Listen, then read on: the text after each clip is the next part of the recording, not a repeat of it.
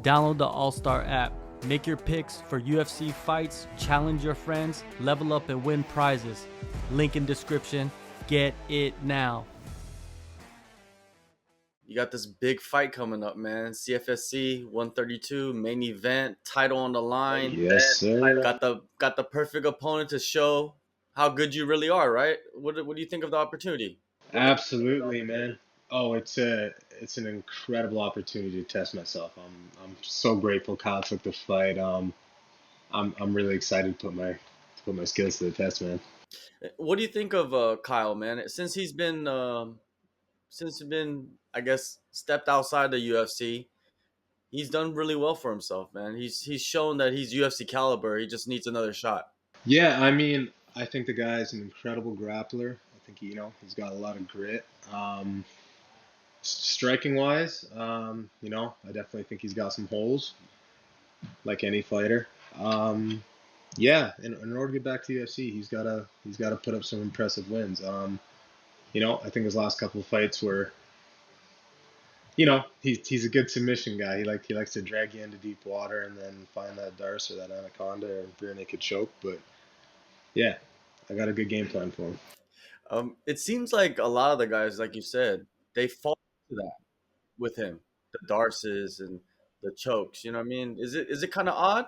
I mean, I don't think it's odd. He's very good at setting up his submissions. I just, if you have a guy who's a really good grappler, you can't spend your time being lazy in positions and waiting. The more time you give them, the more time they have to cinch something up on you.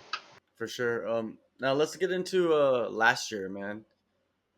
You had uh you had 4 fights, man. That's pretty active. You know what I mean? How did you feel about last year?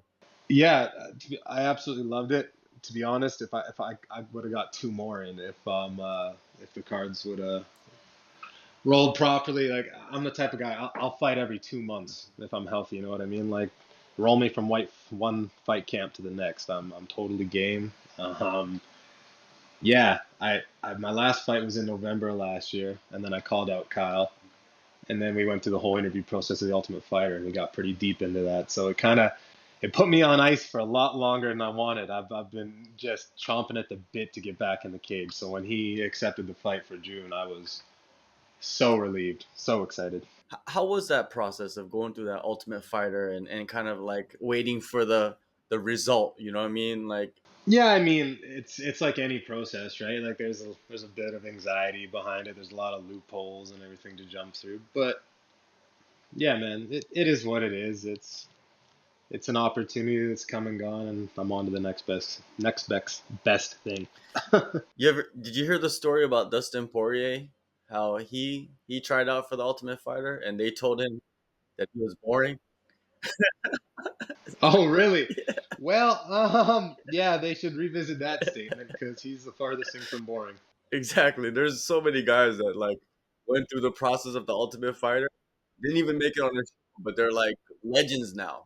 I mean, they're like all-time greats. Oh man, absolutely. And at the beginning of 2023, you started off with that split decision setback, right? When it's a split decision, it's really close. You know what I mean? A lot of people can argue either way. Now, when you look back at it, you know what I mean? How do you see it? I'm such a competitive guy. I'd be lying if I said I wasn't a little bit bitter. Mhm. Um, yeah, I mean, it was a close fight. He was a number one ranked middleweight outside the big promotions at the time, and I was only a 2-0 pro. Yeah. So it was a lot for me to bite off and chew, but you know, small little adjustments would have won me that fight. Yeah, it sucks the way it went. He had to be carried out of the arena, carried to his car, and carried to the hotel. Meanwhile, I walked out without a scratch. So it is what it is. I'd love to run that one back if I ever got the chance, but I don't have the feeling I'm going to be fighting that guy ever again. But the thing is, you're 2-0 and you're facing, like you said, the number one guy. It's just that's a big task, right? And man, you probably proved a lot to yourself when you went in there as a 2-0 fighter, taking on this guy like him. Yes, sir. And every fight since then, I get it's it's a lot of time in. I got 3 kids and a wife, but it's every time I come out with a W, it's a lot of self validation in what I'm doing, and I know the amount of time I'm putting in, I'm gonna get there without a doubt. Camp for this one, man. You're at Warrior Camp. How'd you end up there? You're from Canada originally, right? Yeah. I'm only about 2 hours north, just over the border. I live Okay. in a ski town, and yeah, right. We live at the base of Red Mountain. And yeah, no, I got an awesome group of guys I train with there. Like everyone pushes me and keeps me in really good shape. It's, when I need, that high level sparring, wrestling, that's when I got to tend to travel, which is why I used to come here, every couple weeks, or I go down to Extreme Couture in Vegas. And about 2 weeks out from this fight, I was just like, it's time to make a jump, and up up the level, and the not only in uh, training partners, but also in my corner. Pablo's a brilliant guy. He's a very experienced guy. He's had I don't know how many MMA fights, and he's a jiu-jitsu black belt. He's very, very, very tactically smart. He understands the way I fight. Yeah, the last 2 weeks have been extremely, extremely good. I've done a lot of hard miles, and I've built in a lot of places. What is your view on like sparring? You know what I mean? Like where do you cut off the hard sparring? You know, some fighters a week out, 2 weeks out, 3 weeks out. What's Yeah, I mean, tomorrow night will probably be my last sparring night. I'm an advocate for sparring, absolutely. Like the more I can spar safely, the better. You have good training partners, and then you have shitty training partners. If you're constantly trying to knock out your sparring partners, pretty soon no one's gonna want to train with you. I will spar as many times as a week and I can. It's there's just no replacement for that cardio. There's 100 different ways you can train your cardio and different gas tanks and everything, but when it comes down to it, just that top end to push and throw punches and mix in takedowns and kicks and everything in conjunction, it's something you just need to repetitively do.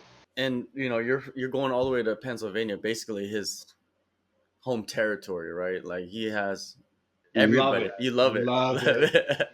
Yes, sir.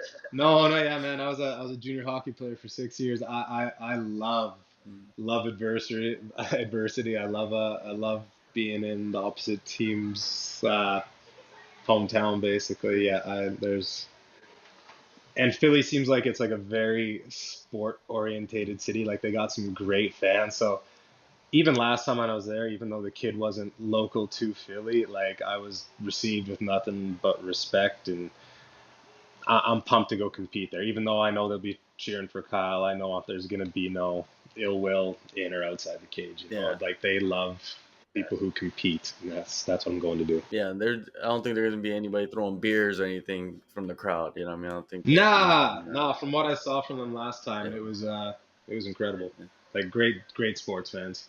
Going back to the junior hockey thing, going into enemy territory. What is there any crazy stories from those days? Nah, not really, man. I used to be I was the bruiser, so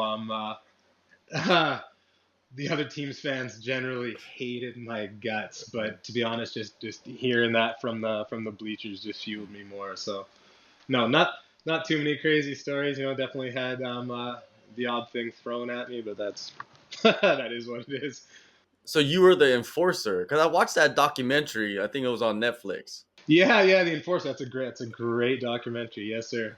Yeah, even when I played, the role of the Enforcer wasn't as prominent as it was in previous years in junior and pro hockey, but it was still very much a big role to be filled. Yeah. Well, at least you got out in time, man. You have all your teeth. Yeah, no, I was lucky. Like I was a big hitter. Like I kind of modeled it after Dustin Bufflin, and then I didn't always pick a fight, but when it was time to teach someone a lesson, I was the first one in there. With everything that's surrounding this fight, right? Being on Fight Pass and, the UFC watching, Bellator, all these people are going to be watching you guys fight. You know what I mean? It's a very showcase fight for both of you guys. It's not just one leaning towards one, it's for both of you guys. Um, is there extra, is there anything different about this camp than previous, do you think? No, man, just every camp I'm evolving and just getting so much better, and along not only with my skills but my strength, conditioning, speed, everything. Like I've been training to be a pro athlete since the time I was 12 years old, and it hasn't stopped, you know. So no, the strides I'm hitting in both areas are just crazy. No, I'm really excited to test myself against this guy. It's gonna be a good fight. Yeah, it's definitely gonna give. What do you expect out of yourself though, like for this performance?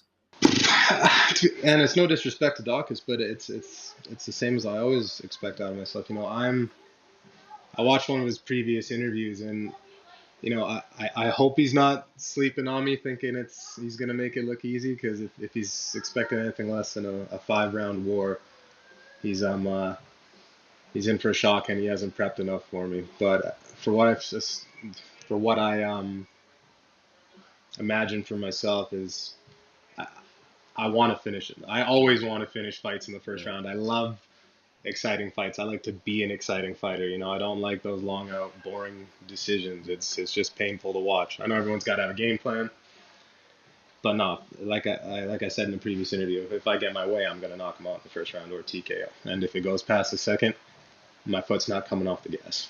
Well, if your track record tells us anything, that you will go get a first round finish, because that's all you got. All you got is first round finish. Hey man, if the opportunity is there and I can find your chin, I'll put you to sleep. Absolutely. Is that something that you've always had? That killer instinct, like finding that spot, like even as a kid, Yeah, maybe. just to like the snap to react. Yes, sir. Yeah, no, like I said, I've been competing in sports since I was like ankle high. My mom and my grandpa were both natural professional bodybuilders. My dad was a semi-pro hockey player. My mom was a pro track athlete. Yeah, no, I definitely have that chip and that gur, and then ever since the time I was like 2, I've just had dumb strength, and I've just built on it as the years have accumulated. Nice, man. June 14th, CFFC 132 main event. Middleweight title is on the line, man. Yes, Keenan, sir. you're Yes, one half of the sir. main event. It's going to be an incredible fight, man. I'm excited for this fight because I've seen what you can do, and Oh, thank you we've so seen much. what Kyle can do. So let's see who's ready for that next step, I guess. You know what I mean?